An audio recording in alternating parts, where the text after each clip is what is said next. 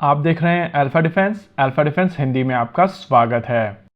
आज के इस वीडियो में हम लोग बात करने वाले हैं एक रिपोर्ट के बारे में जहां पर कहा जा रहा है कि इंडोनेशिया एक चाइनीज मिसाइल सिस्टम को अक्वायर कर सकती है। यहां पर बात की जा रही है YJ-12E की। ये एक एंटी शिप मिसाइल सिस्टम है जिसमें एक इंटीग्रेटेड प्रोपल्शन सिस्टम का प्रयोग किया जाता है, जहां पर इनिशियल बूस्ट के बाद में रैमजेट से पार की जाने वाली ये मिसाइल सिस्टम 3 माक तक की स्पीड अचीव कर पाती है। इसकी रेंज 400 किलोमीटर तक की बताई जाती है। लेकिन आप सभी को एक चीज समझनी पड़ेगी कि आमतौर पर इस तरीके की मिसाइल सिस्टम्स की रेंज अलग अलग फ्लाइट प्रोफाइल में ज्यादा या कम होती है, और क्योंकि इस मिसाइल सिस्टम में रैमजेट इंजन का प्रयोग किया जाता है, इस वजह से सोशल मीडिया पर पाकिस्तानी लोग इसको ब्रह्मोस मिसाइल सिस्टम के साथ में कंपेयर करते रहते हैं।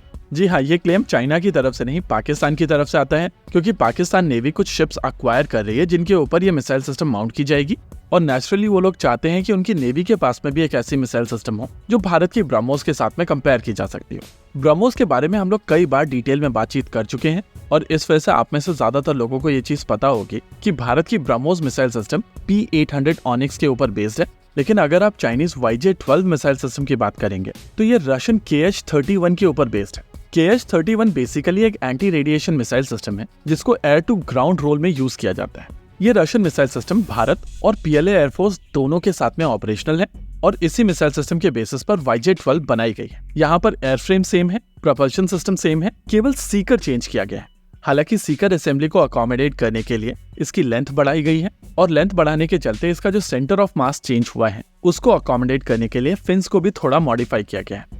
इनिशियली जब ये मिसाइल सिस्टम अनवील की गई थी तो इसकी रेंज 250 किलोमीटर तक की बताई गई थी, और इसकी मैक्सिमम स्पीड 2.4 माक की बताई गई थी।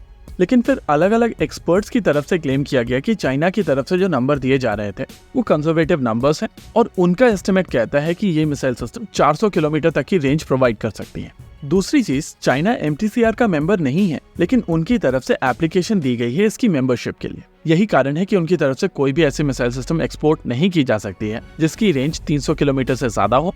और अगर आप इन सारे डॉट्स को कनेक्ट करें तो कहीं ना कहीं समझ में आता है कि इस मिसाइल सिस्टम की रेंज 300 किलोमीटर से कम है, और ये जो क्लेम्स किए जा रहे हैं वो हाइपोथेटिकल क्लेम्स है। इन स्पेसिफिक अगर आप इंडोनेशिया की बात करेंगे तो इंडोनेशिया को बेसिकली इस तरीके की मिसाइल सिस्टम चाइना के खिलाफ ही चाहिए, क्योंकि साउथ चाइना सी में जिस तरीके की सिचुएशन बनी हुई है उससे इंडोनेशिया के लिए भी एक थ्रेट बनता है, और वहां पर जितने आइलैंड्स को लेकर चाइना क्लेम करता है उनमें से कुछ आइलैंड्स के ऊपर इंडोनेशिया का भी क्लेम है।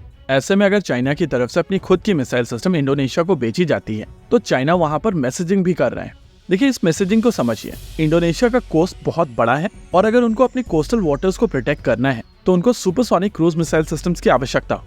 इसी रिक्वायरमेंट को लेकर भारत और Indonesia BrahMos supersonic cruise missile system को लेकर बातचीत कर रहे हैं, और चाइना की तरफ से यहाँ पर बातचीत शुरू करने का मतलब है चाइना इंडोनेशिया को अश्योर करना चाहता है कि वो उनको थ्रेट के तौर पर नहीं देखते हैं। लेकिन इंडोनेशिया के लिए चीजें आसान नहीं है। साल 2017 में इंडोनेशिया की तरफ से साउथ चाइना सी के एक हिस्से का नाम बदल दिया गया था, जो बेसिकली उनके एक्सक्लूसिव इकोनॉमिक जोन में आता है। उन्होंने इस जगह का नाम नॉर्थ नेटुना सी रख दिया था, और चाइना की 9 डैश लाइन यहाँ से होकर गुजरती है, यानी कि दोनों देशों के बीच में वो परेशानी है।